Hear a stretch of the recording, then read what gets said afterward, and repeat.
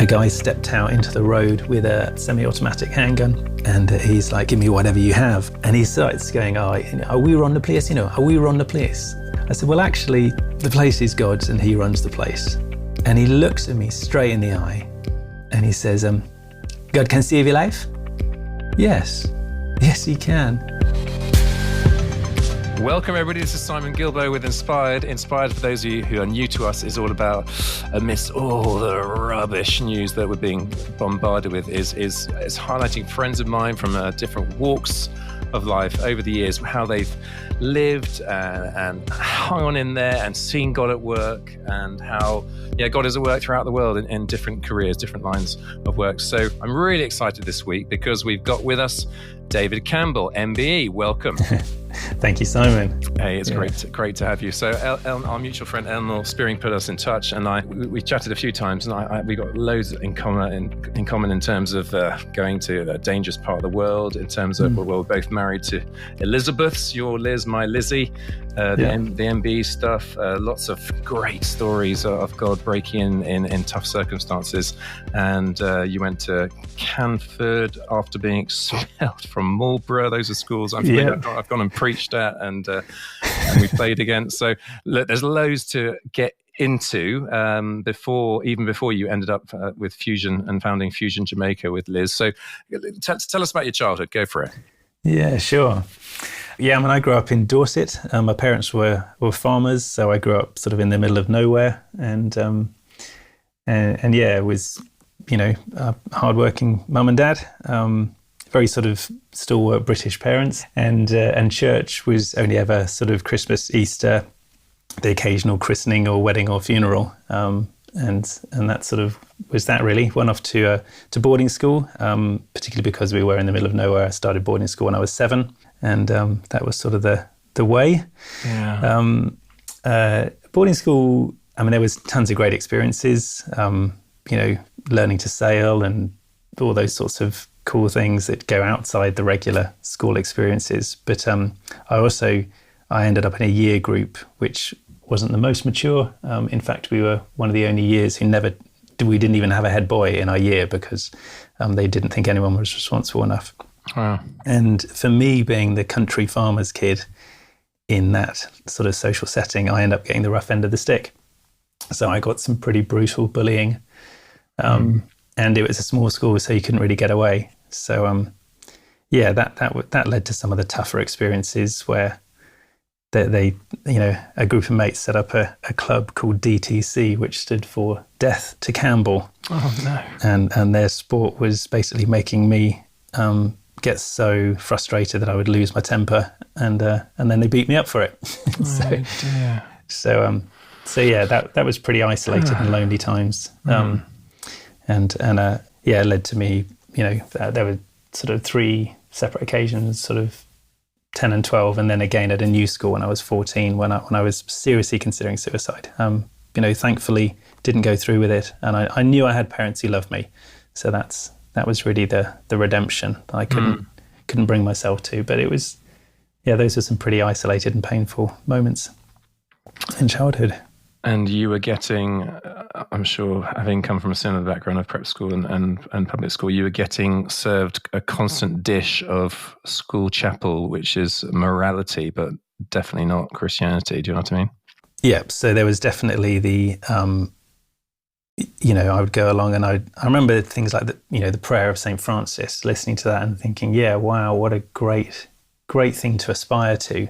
Mm-hmm. But at the same time, I remember the teachers reading it and thinking, that ain't what they aspire to.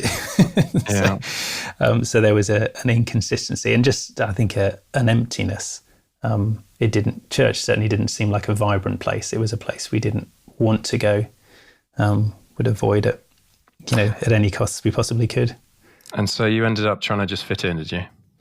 Yeah, so particularly after the when I sort of moved to Marlborough, and then I was, I did okay the last year of prep school. The first year of Marlborough, the bullying sort of started again, and I realised, I've just got to fit in. The only thing I can do is, if I can't change the rules of the game, I'll just play by the rules that are set for me. And so I basically started being pretty brutal to others, and particularly there was a couple of younger lads who were, I had quite a quick wit, so I would be very brutal to them. And then when everybody laughed at them, they would laugh. I would be the centre of the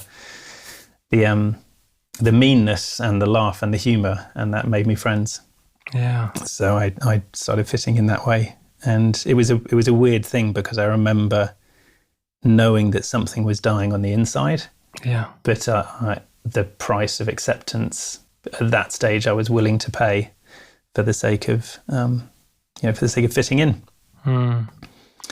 As you say that, I can remember one boy, and likewise, I could wind him up and bully him so easily. And I wrote to him years later, and he changed his name, and he'd become a follower of Jesus. And anyway, I never got a reply from him, but I felt such long-standing shame at how I treated that guy.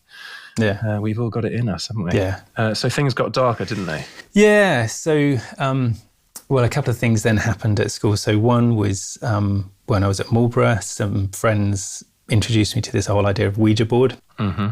It was a fascination thing at that stage. Didn't get too seriously into it, but I remember just seeing things that I could not explain. Glasses moving around a board, and sometimes with people touching, but then sometimes without people even touching it. Yeah, so that was sort of something. It was just a one-off experiment, I think. Maybe 2 or 3 times. It was just sort of a phase that people went through.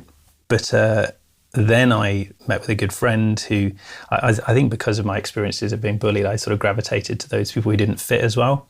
Mm-hmm. And one of the lads there, he got into what was called night walking, where you get up in the middle of the night and go around the school grounds and sort of explore a bit. Yeah, so with him, we went to, we found our way through the disused air raid shelters under the school. Wow. and found our way to the master's common room where they had a bar. Right. And so the first time we just sort of stole a couple of bottles of wine and a few cans of cider or something like that.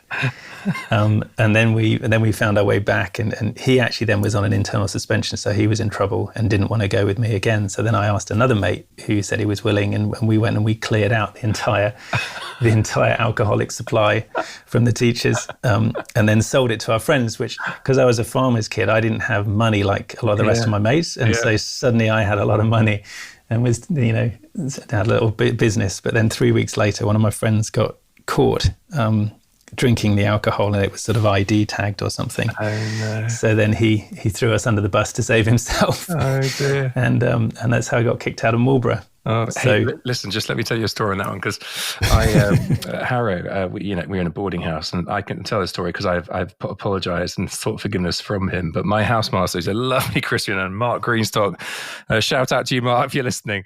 But I suppose sharing these stories just shows that we've all screwed up, isn't it?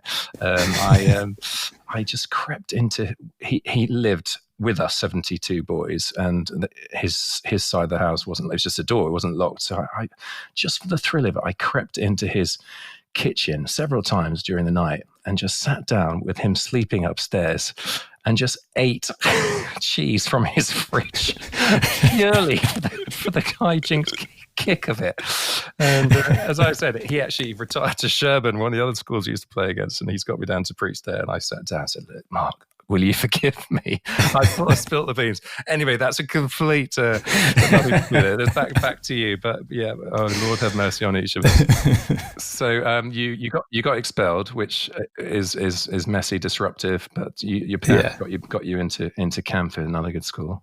Yeah, so that was a big shock for my parents, and I remember, I was terrified actually of ringing my parents, but. My dad was amazing. He's amazing in a crisis, mm-hmm. and really sort of helped. And so then I started at Canford, and that was again challenging. I was prepping for GCSEs and suddenly changing schools and new friendship groups, and so started trying to again fit in. And I remember saying to myself, I'm going to do well. I'm going to be good. I'm going to be a much more diligent student and all the rest of it. And I turned up, and within 2 weeks I was just getting drunk with my friends and not taking school seriously and just sort of trying to fit in, really. Mm-hmm. And then one of the things, because I had this experience of Ouija boards, we got to talking about it at one point, and none of them had ever done it. And so I sort of became the guy who introduced Ouija boards to the school. Right. And it sort of caught on a bit more there, and people were more fascinated by it. And what can you just share briefly what it is? So, I mean, for us, we just had a big sheet of paper. I mean, it's basically a board or something that you have, but there's symbols all around it, letters and things. So that this, and then an upturned glass, and you start by sort of touching it, and I mean, you think essentially you're talking. What we thought we were doing was talking to somebody who was dead. I can't remember how you summon it, but there's some sort of process of, asking this thing to come along, and then you sort of basically ask it questions, and it answers by spelling out the answer, spelling the letters. But I think in retrospect, as we look back on that, it was clearly there was a very spiritual element to that. I think probably being controlled by demons, but we were asking all these questions, and particularly things about religion and life and God, and all the unanswered questions that teenagers have. Mm-hmm. And one of whatever was speaking through it talked about having killed lots of people, and we said, why, and it spelt out FUN, and that was fun. I remember looking at one another, and the hairs standing up on the back of your head, and feeling really freaked out by it. And then without any of us touching it, the glass returned on its own to, it left the N, went back to the N, and then moved over to Y to finish funny.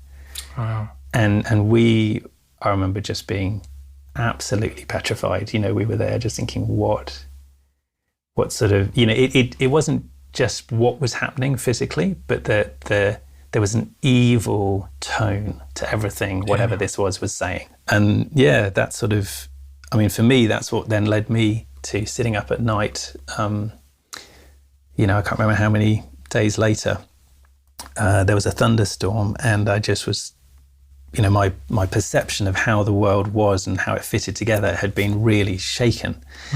And just thinking of, I had an RE teacher who'd encouraged me to learn all the miracles and all the parables of Jesus, because he recognized for common entrance, it always asked you to describe one of them. Mm-hmm. So one of the miracles, one of the parables. So he said, if you know all of them, then you can just be ready for the. So for the purposes of passing the exam, I'd learnt them all.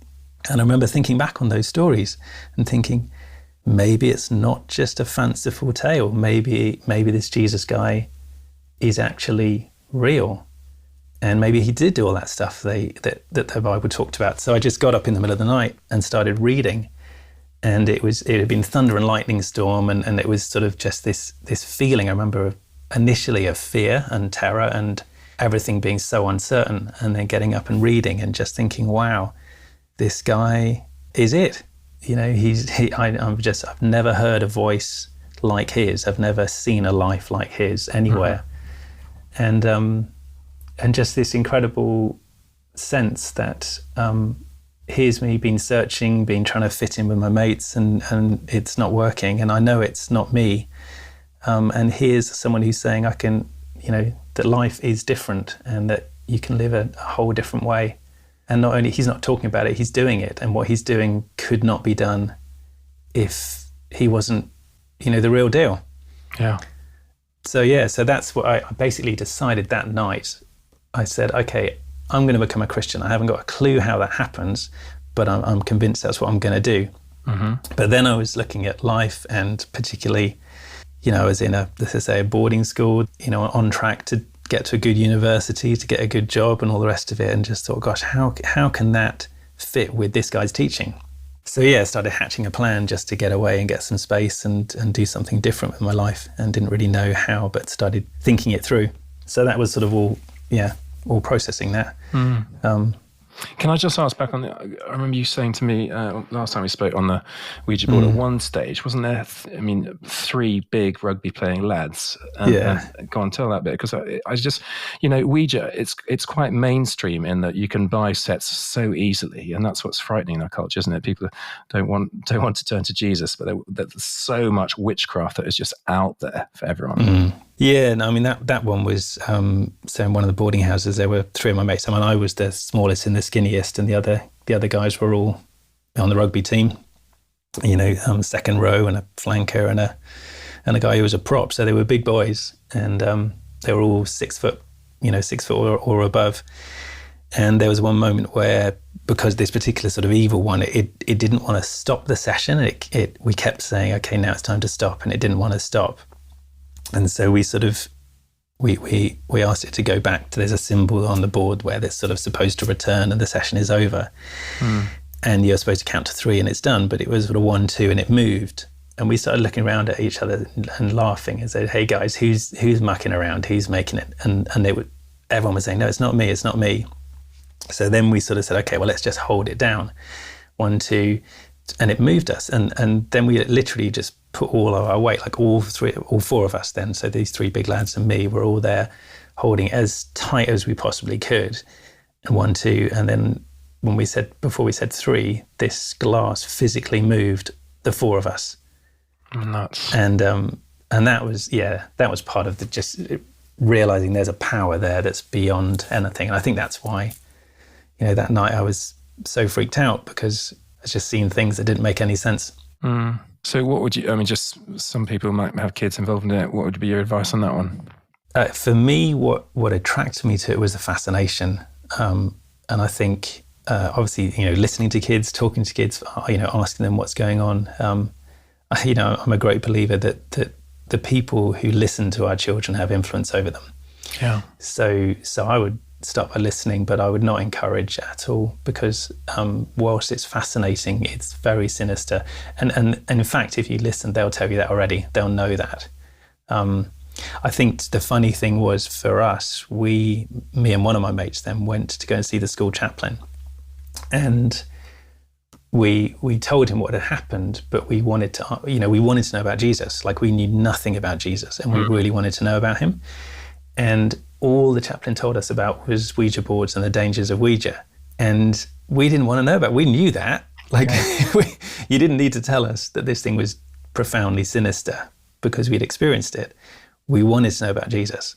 And I think that would be I'd caution against freaking out too much, if you know what I mean. I would be appropriately concerned, but listen to kids and find a way to lead them to, towards the real source of power. Yeah. Because that's what we needed at that time, and that's what I then went searching for. Right. It's really good that you're sharing that stuff. I think that's really useful for us. Now, I often tell the story of a guy called Fen Chapman. You've probably never heard of him. He was 16 years old. He was at another schools on our network called Rugby. And this is going back a few decades. And during term time, he nicked a few of his mates' music, CD systems, whatever, and he flogged them. And he went to East Midlands Airport and flew to the Bahamas. And, this made a national story, and people, the journalists obviously knew, this would be good to track him down and get a good scoop on it. And eventually, where the heck is he, this Fen Chapman teenager? One journalist did track him down to the beach, supping his pina colada or whatever. And they asked him, so Fen Chapman, 16 years old of Rugby School, why did you do it? And his answer was priceless. He said, I started thinking about the rest of my life after school, going to university, getting a job, 2.4 kids, marriage, car, career, and then retirement and death. And he thought to himself, there's got to be more to life than this. I had to get away for a while to think things through. And I love that reply. And funny enough, I tracked him down more recently, because I've often quoted that, and he just got out of jail for further misdemeanors. So he hasn't made great choice in his life. But wow. Am I right that you fled school during term time to somewhere quite exotic? You are, yes, I did. So go on, tell us that story. Yeah, so it wasn't hard enough, for me to get expelled. I then ran away. So in this quest then to work out about Jesus, it's like, I have to follow him. This has to be real, but I just can't see how it can work within the system that I'm in. Mm-hmm. And a guy actually came to the school and spoke, and I don't even remember his name. And the only interactions I had with him were in a whole school assembly. So at Campbell, there was about 500 odd students, and then in a combined RE class with 60, and he just shared a bit of his story. But he had given up a place in a private doctor's practice in London to go as a missionary doctor to Afghanistan. And he was with the God Squad, I think it was. And as I was listening to his story, he had his shirt tucked into his jeans. He was slightly balding on top. He was not cool in any way, but what he had was what I wanted. And I'd already decided to follow Jesus. And I was like, yeah, that's what I want. And it sort of confirmed, I'm going to get away. I'm going to go. And I remember chatting with a mate once, I was still going out and getting drunk. I was still partying and doing all the same old stuff. And about 2:30 in the morning on a Saturday night, when you just started to sober up, lying on the floor of one of my mates' bed sits, I just suddenly said, mate, I'm going to go. And he's like, what do you mean? I said, I'm just going to get away. I'm going to leave this and I'm going to go in search of something different. And he was like, yeah, I'd love to. And we just sort of chatted about it. And he says, well, how are you going to do it? And I said, I've been saving some money. The plan was to buy a car, been working some summer jobs and had a bit of inheritance from, a grandparent that died and things like that. So I've got it. So, I've got this savings. I'm going to close the account and I'm just going to go. And anyway, and he was just like, oh yeah, that'd be so cool. And then he said, well, how much have you got saved up? And I sort of told him, and he goes, oh, wow, you won't need that much. Give us $1,000. And I was like, yeah, all right. Anyway, next morning, I'm nursing a headache and a hangover, and he turns up with a big grin. He says, oh, do you remember what you promised me last night? I was like, what? He says, you said he'd give me $1,000. And I laughed, and we both laughed. Anyway, a year later, when I finally decided I was going to go, I went to it was a post office account, closed the account, took the money, went back to school. I just took a taxi, went off, did that, came back to pack my one bag and pick up my guitar. And then I was going to go to the airport and fly to Jamaica. And so I went to see him and I just suddenly said, oh, mate, do you remember what I said? And he's like, what? I said, do you remember that promise I made you? And he goes, yeah. And then I handed him an envelope. And he looks in the envelope and there's £1,000. Wow. And he was like, what? And I'm like, I'm going right now. See ya. Wow. And we made this pact that I wouldn't tell him where I was going, so that if the school found out, he wouldn't know to tell. So I said, okay, I'll tell you when I get there. And then went and caught another taxi to the train, took the train to the airport. And this was crazy. I had one bag on my back and I turned up at the British Airways desk and said to the lady, can I buy a one-way ticket to Jamaica? And she was this sort of, Cockney accent lady. She said, oh, certainly, sir. How will you be paying? I said, oh, I'm paying in cash. And for some reason, this lady sold a one-way ticket to Jamaica to a 17-year-old who was paying in cash. I had in my mind that the police were going to suddenly come out of somewhere and drag me away and ask what on earth I was doing. But no, she was there. And then funny enough, actually, as she was sort of selling the ticket, she sort of said, oh, we haven't got any flights today, sir. They're all tomorrow and they're from Gatwick, I'm afraid. And I was like, oh, that's okay. And she was like, all right then. And so I bought the ticket and then I said, oh, how do I get to Gatwick? And she's, oh, the bus stop's over there. And so I went from Heathrow to Gatwick and had made a one-way ticket to Jamaica. And I found a chapel at Gatwick Airport. There was a little quiet spot in all the bustle and busyness of an airport, and went to this chapel. And that's where I just knew, okay, now it's time to pray for the first time.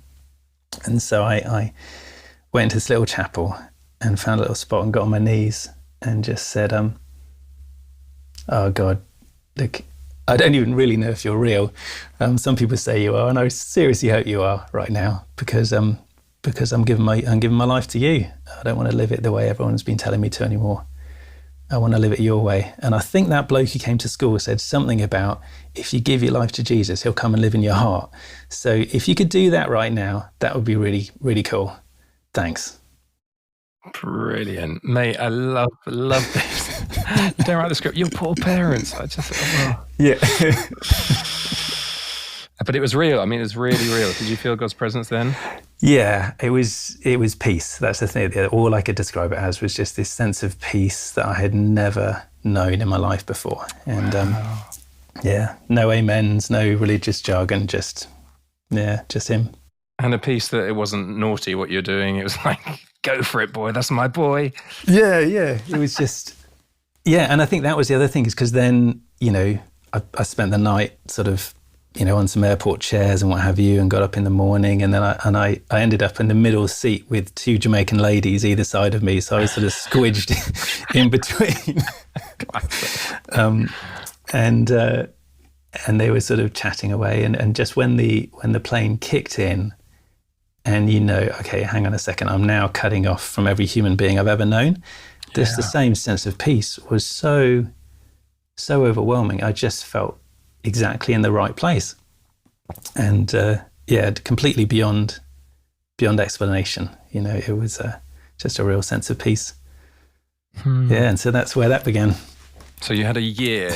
Let me go for it. Just tell us what happened. So I basically had when I'd actually turned up at Heathrow and gone to check in, they said, you can't go without a return ticket. So I had to book a 6-month return. Or else they said they wouldn't give me the visa on arrival in Jamaica. So it's much easier, obviously, for us to get to Jamaica than for Jamaicans to get to the UK.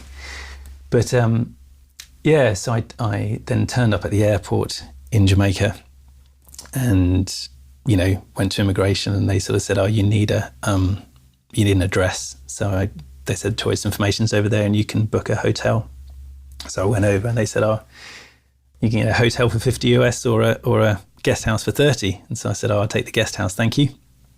And all they needed was an address for the first 2 nights.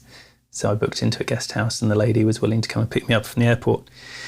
But she sort of, told me a little bit about Jamaica, and where I was staying was near the sort of shopping complex. And also just down the road from there was the Bob Marley Museum. So as a first day sort of seeing Jamaica, I went down there, met this Rasta guy anyway at the Bob Marley Museum, and he comes into the story a little bit later. But when I was walking home, I walked past the shopping complex and I just heard this voice. It wasn't audible, but it was so clear. I knew it wasn't me. And it was, go into that shopping centre. So I was, okay.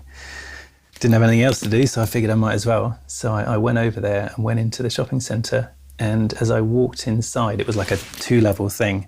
And I was up at the top, and I sort of looked down, and there was this guy on these tables down in the food court.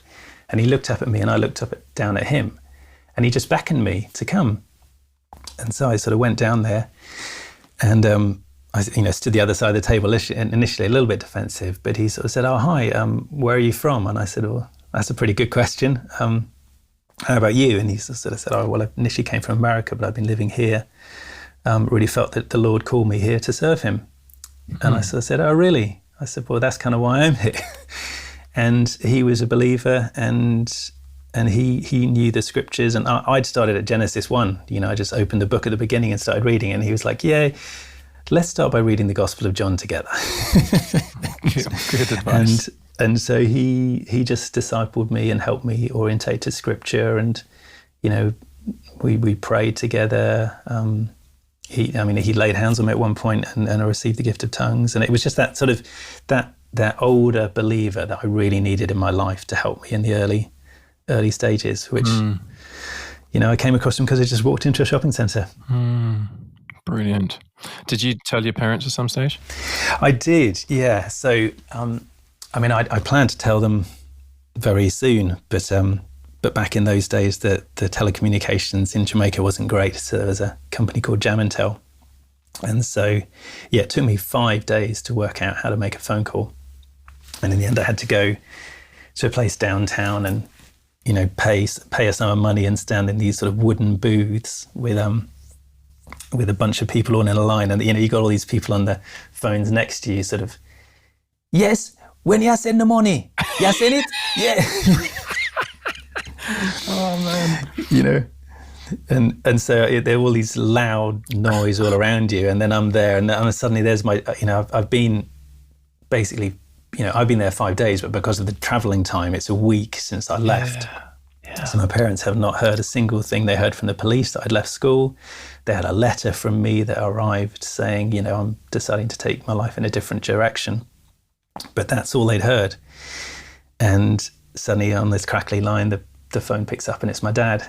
And that was a phone call I would never forget, because I'd already been I'd been robbed a couple of times already by then. Once at knife point, and so I broke down in tears. I was you know, it's such a long way away from home and orientating to so much. And he just said, yeah, look, be strong, David. He said, part of me wants to hop on a plane right now, grab you by the ear and take you back and pop you in school where you belong. And part of me says, well, look, you've made your bed now, you're going to have to sleep in it. And I'll be here for you when you decide that you've had enough. And yeah, good man. Yeah. So presumably that guy helped you with accommodation, and you spent a year growing your faith. Yeah, well, initially actually, so that it was actually the Rasta guy who helped me find because I was staying at this guest house, and he said, no man, much better deal than that. So he hooked me up at this place called the Chelsea Hotel, which is a really good place for the nightlife. And you know, the first night I was sort of walking into my room, and there was this Jamaican lady who was huge in you know, it was mid-90s, so lycra was in, and she had like this fluorescent yellow lycra, and she sort of looked at me and she says, hey Whitey, you like me? Oh dear. And I remember sort of, you know, just fresh out of British public school, so I was like, I don't really know you to know if I like you or not. And she kind of looks at me and says, you couldn't love me, and then blows me a kiss, and I suddenly realised what she was, you know, offering, and I just, you know, ran to my room and locked the door. I was so out of my head. So anyway, so I was there for a couple of weeks, and then my parents sort of basically started ringing all their friends. Does anyone know anyone in Jamaica? And actually found a connection there who, amazingly, she then managed to get in touch with me, which, I'd met a British expat who was helping me get to know some of the charities, and she rang him and said, oh, have you heard about this English guy who's turned up in Jamaica? And he's like, yeah, I'm standing right next to him. Wow, amazing.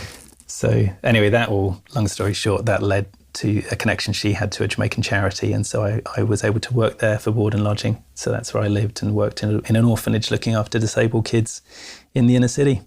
All right. Now listen, we've only got you age 18, and we're sort of 2/3 way through our time. So you any key experience before you come back to England?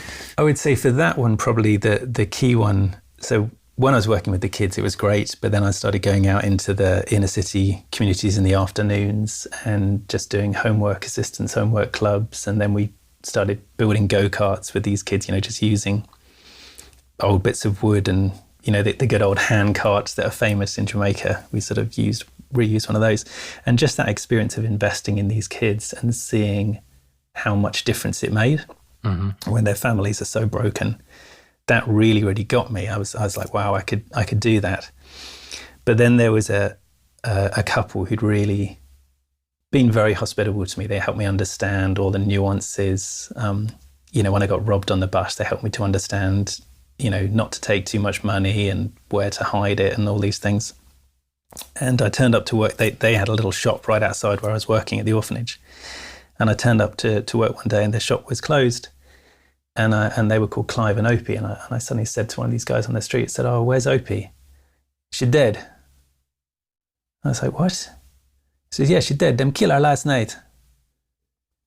And that was my first real experience of the darker side of Jamaica, where this beautiful, hospitable couple, she had a son who was 17. He got caught up in the gangs and in the crime. And he decided to run away from the gang and come home. And the gang followed. And he was the same age as me. You know, he was 17, I was 17. And I just remember thinking, wow, somebody's got to do something about these kids. And so that was the major experience I was left with on coming back. So you came back to England for a brief period. Was it always the plan to go back to Jamaica? Yeah, so, I mean, initially, obviously I had to come back, you know, I could only get a visa for 6 months, but I only came back very briefly then. So I sort of came back for Christmas and wasn't ready for the West. And it was a tough time with my parents because they really wanted me to, you know, go back to school and finish my education. And I just wanted to go back to Jamaica. So yeah, I was stubborn and went. And so I spent another 6 months in Jamaica. But then when I came home, I ended up actually through a friend invited me to Faith Camp, which was sort of Colin Urquhart and those guys. And I remember hearing Colin Urquhart teach, and it was the first time in my life I'd heard somebody teach the Bible like they believed it was true. Right. And it was just amazing. And they had a sort of ministry training course, and I thought, yeah, it's about time I connected with something a bit bigger than just my own spiritual journey. And that was so healthy for me. You know, I went and did sort of 8 weeks up in Yorkshire, and then I met a guy who knew Jackie Pullinger, and I spent a little bit of time with another friend in the Earls Court Project in London and these different places. So there was a worship evening, and I remember saying to God, "Oh God, look, I love you enough. I'd go and work with the homeless in London. I'll go and work in China. I'll go and anywhere you want. I'll go back to Jamaica. You know, what do you want me to do? Anything. I love you enough. I'll do anything." And I had this real clear sense of God saying, "Okay, do you love me enough to go home and do the washing up?" And I was like, "Woof, that's a bit rich." But I figured, you know, if he died for me, it was probably not too much for him to ask. And so I managed to get a job in youth work near to my parents, and rebuilt the relationship with them. And they were hardworking farmers and always would eat very late, come in from the farm late at night and eat late and leave the washing up too early in the morning when they got up. And because I was in youth work, I would come home and I just served them by, you know, cleaning the place up every night before I went to bed. And I remember my mum just saying she couldn't believe it. She just, you know, the teenage boy that she knew was not the teenage boy who was now in her house. Yeah, that's beautiful. Yeah. So restored relationship meant that you could be released back to go. Yeah. So that was, you know, a strong relationship. And then I just had a real, you know, a sense of call back to Jamaica. I remember watching a movie about basketball actually, and a guy who did a basketball project in the inner city for kids who don't have any hope. And I just remember thinking, gosh, someone should do that for Jamaica. And then I woke up in the morning knowing who it should be. Yeah. And so that was the moment where I decided to go back.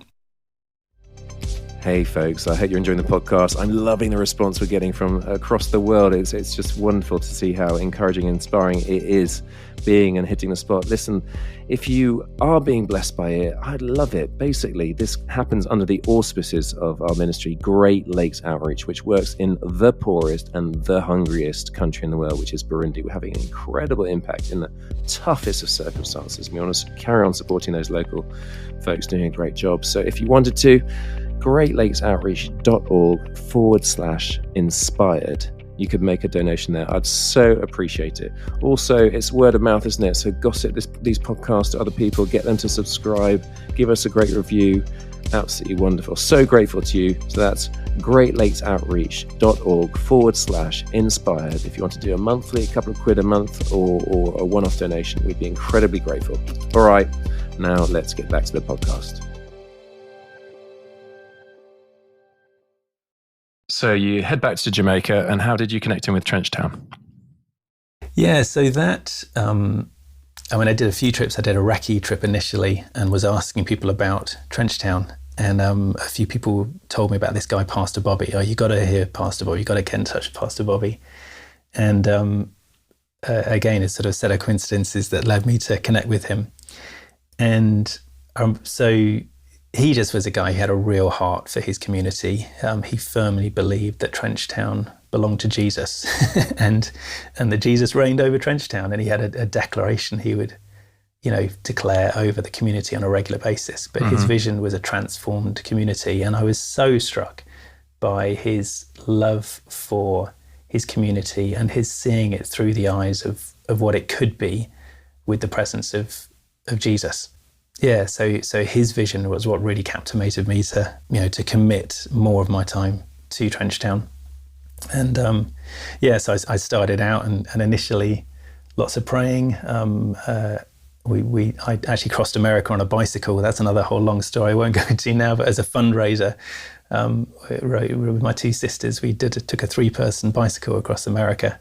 Brilliant. And then used the money to help sort of start work on a community centre. Yeah, and then through that, I ended up with some of the Jamaicans going to a sports conference in Greece, and they asked all the Jamaicans to go up on the stage, and there was one white face. Yeah. And so I was leaving the conference, and an Aussie walks up to me in the airport line and says, "You're the white bloke." And I was like, "Yeah." And he says, "So what's your story?" And so I told him, and then he told me some of his story, and it was just an amazing story, and we connected. I shared the queue at the check-in line, and then waiting for the plane, and then sat next to each other on the flight. And in that period of time, I told him things about my life that probably 3 other human beings even knew. Like, he was such a great listener. Ended up becoming best man at my wedding, a chap called Marty Woods. And he was part of an Australian mission organisation called Fusion. And he basically, a few months later, invited me to go to a Fusion training course called Foundations. So I ended up, I was in the UK for Christmas, and so I ended up flying to Australia, and then in this sort of village in the middle of the Tasmanian Highlands, doing this amazing training course and just talking about the kingdom and the reality of the king. And one of the people who was training there was called Liz, and she was on the training team. And actually, the first words I ever said to her, because she walked into the hallway, and the heel broke on her shoe as she walked in. And she just happened to be right next to me, and she sort of looked at her shoe and looked up and said, "Oh, my shoe just broke." And when I was in England, I'd got a job working with a mate called Simon in his shoe repair shop. So that that's my trade. I know how to fix shoes. And so I looked down at the shoes and said, "Yeah, it's because they're cheap shoes." We did it. And that was, the rest is history. She's still wearing cheap shoes on your budget. I do buy cheap shoes, but we are discerning about the cheap shoes I buy. Right. So you found your love mate, and she was game on for it as well. She was. She came to live in the middle of Trench Town. We didn't have running water. We had high-speed internet, but no running water. And so I had to carry water every night to fill up the buckets and keep us going. And we started Fusion Jamaica together. And I know that's been full of incredible highs and life transformations and incredible lows. Let's get, before time runs out, give us some highs first of all. Some beautiful life stories. Yeah, gosh, I would say probably one of the highs. I'll just pick a quote. There was a young lad called Jamar who was, he'd grown up in Trench Town, been to Pastor Bobby's church, and the dynamic fusion ball. I remember working with young people through the basketball program, but you see them go back into the same crippling life situations. Yeah. They're just in poverty and in a violent poverty. And I remember seeing one lad who came along to the basketball program, and this gang just came and called him, and he just leaves the basketball line and goes to join them. And within 2 weeks, he's been shot. Thankfully, he survived. But then when he was shot, everybody just wants him to be armed and to go and take it out on the people who shot him, and it's just this cyclical thing that sucks young people in. Yeah. And the dynamic Fusion had was training young people to be missionaries to their own community. And how they can, you can train them up just real simple things like face painting and balloon sculpting and community building games and things like that, and putting on these big community events where the young people are at the centre and they are the heart of this sort of community event.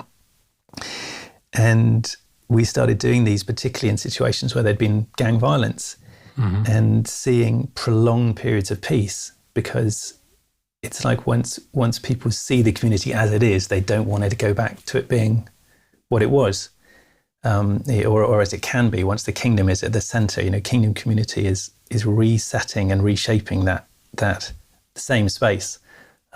We had a young lad called Patrick, actually. I'll get to Jamal's quote in a second, but Patrick came along and he was the MC at the festival, and he just spontaneously started this chant of like, "Which part nice?" It's like, so where's nice?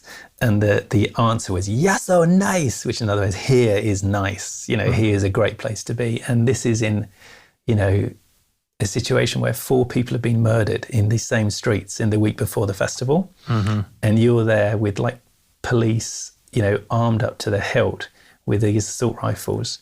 and the kids are playing and having a ball in the middle of the street, and the young people you're discipling are the ones who are hosting it. Yeah, and they're just yelling, "Yes, oh, nice!" And it's just this, this can be a good place. We don't have to run away from the darkness. We can invade the darkness with the light and make it beautiful. And it was just this declaration of, yes, oh, nice. This is a good place to be. Yeah. And so Jamar's quote of being part of that little mob of young people, the first set, he said, "Look, I've been in this community and I've been going to church my whole life. And everybody's always praying for transformation. And to be honest, I hit my teenage years and I just thought, it's never going to happen. Like God's never going to change a place like this. And now what's amazing is I'm seeing those prayers answered. But what I never anticipated was that he'd answer them through me." Yeah. That's brilliant, isn't it? And that's one of the biggest highlights, seeing young people being part of the answer to God's dream for the community, especially in situations where there's a lot of hopelessness. Yeah. Tough times? Yeah, tough times. There's been quite a few. While it's true we can invade the darkness with the light, it would be naive to think it's going to give ground easily. And it hasn't. I was involved in a prayer and fasting push with a lot of the churches across Trenchtown, and at the same time I was running a peace football tournament in the community, and the tournament almost caused a gang war, and the prayer and fasting, the things we were praying for didn't seem to have the breakthroughs in the short term that we were looking for, and so not seeing progress on those really caused me to question what the point was in any of this. Right. And ended up really struggling with depression, and that about a 2-year recovery period. I had burnt out physically, mentally and emotionally, and it took a long time to recover. That taught me a lot about health, and then I got involved in a health food business, as a way to use business and mission together. And there's an expression that says, beware the light at the end of the tunnel, because it might be a freight train coming. And that business was incredibly complicated, trying to, on many levels. Then many years later, the mission organization that I was a part of, there was a time where there was some really, really painful broken relationships and feelings of hurt and betrayal. And, Lizzie had grown up in the organisation. Her father was actually the founder, and so seeing our family affected, our mission organisation affected, and our support network affected was painful relationally.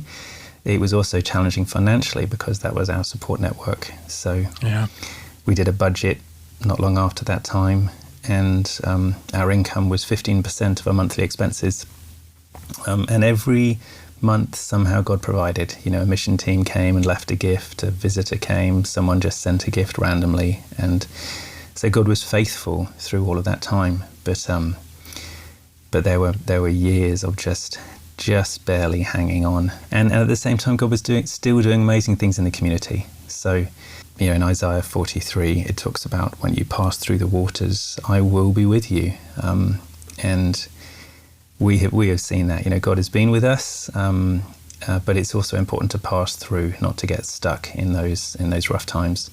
So there's been a few tough times. Yeah. And you've got recognition for what you've done in the secular space in terms of getting an MBE. Like, we were given an MBE for for services to development in Burundi, which is because clearly we're not going to be given it for evangelism and the sort of more obviously Jesus focused stuff that we did. But what do you see as your contribution and the beauty of it? Not blowing your own trumpet, but how lives have been changed. What has been the special nature of it in Jamaica? That's a good question.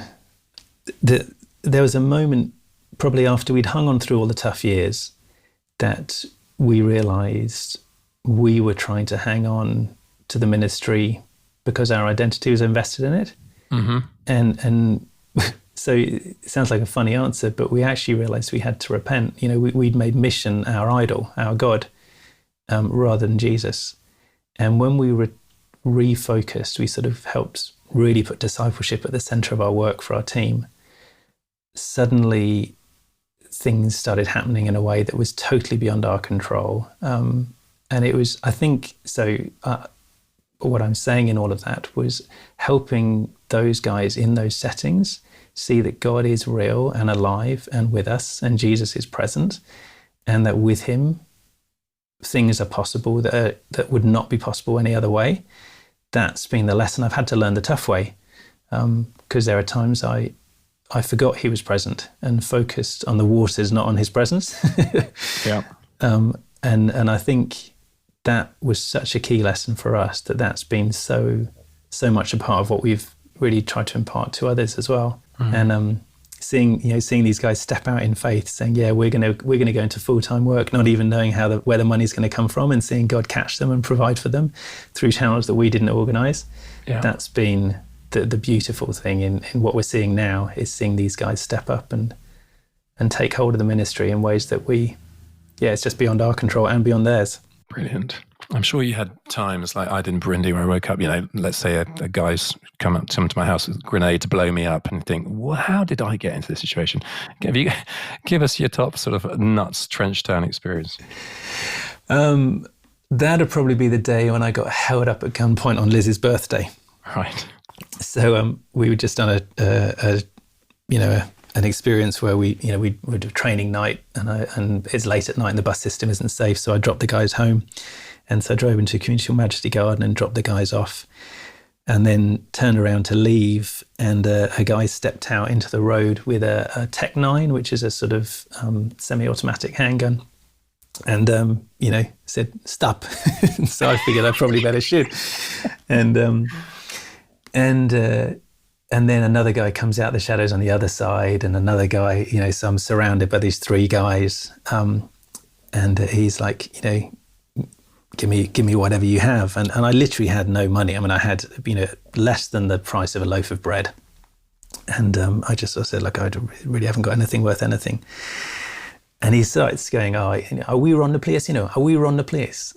And I kind of, the situation is like, I have to testify to this guy in this situation. So I said, well, actually, the place is God's and he runs the place. It belongs to Jesus. And he looks at me straight in the eye and he says, God can save your life. And I remember you could see this darkness in his eyes and just this surge of God's Spirit in me, giving me strength beyond my own to look him right in the eye and say, yes, he can. And there was absolute bewilderment in his eyes, like he did not know what to think or say or how to respond. And as I said, yes, a car turns the corner just up the road and starts to drive down towards us. And then his mate says to him, you'll squeeze it now, squeeze it. And you can see he's just confused, like, what does he do? Does he point the gun at me? Does he point it at the car that's coming down the road? And the car keeps coming closer. And so in the end, he steps out and points the gun at the car coming towards us. But the car has left just enough space for me to drive with the bus. And so I just really slowly, just felt such a peace of God. And again, it's not me, it's not my braveness. It was just God's Spirit there. Just put it in gear and just drive away. And so I did.